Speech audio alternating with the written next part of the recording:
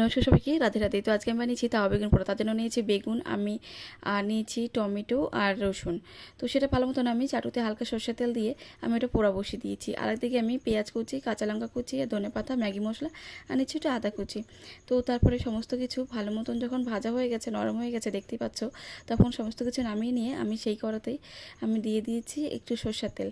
আর দিয়ে দেওয়ার পরেই আমি তাতে সবার প্রথমে দিয়েছি একটুখানি আদা কুচি, তারপর দিয়েছি পেঁয়াজ কুচি, কাঁচা লঙ্কা কুচি, সেটা নুন হলুদ দিয়ে ভালো মতন ভেজে আমি তারপর দিয়ে দিয়েছি টমেটো আর দিয়েছি বেগুনটা। তো সেটা ভালো মতন নাড়িয়ে চাড়িয়ে তারপরে আমি তাতে দিয়েছি ম্যাগি মশলা আর দিয়েছি ধনেপাতাটা, আর কিছু লাগে না। তো এত অপূর্ব হয়েছে খেতে যে কি বলবো। তো রাতের বেলা আমার পরোটার সাথে খেয়েছিলাম, খুব ভালো হয়েছে। আর এটা আমার মাঝে সাঝে আমরা বানিয়ে খাই। তো সবসময় দেখবেন যে হয়তো বেগুনটা পোড়ানো যায় না, তখন আপনারা এইভাবেও করে খাবেন, আপনাদের খুব ভালো লাগবে। আর তার সাথে ছিল একটু পেঁয়াজ মাখাও। এত অপূর্ব হয়েছে খেতে যে কি বলবো। আশা করি আপনারা যদি এভাবে করে খান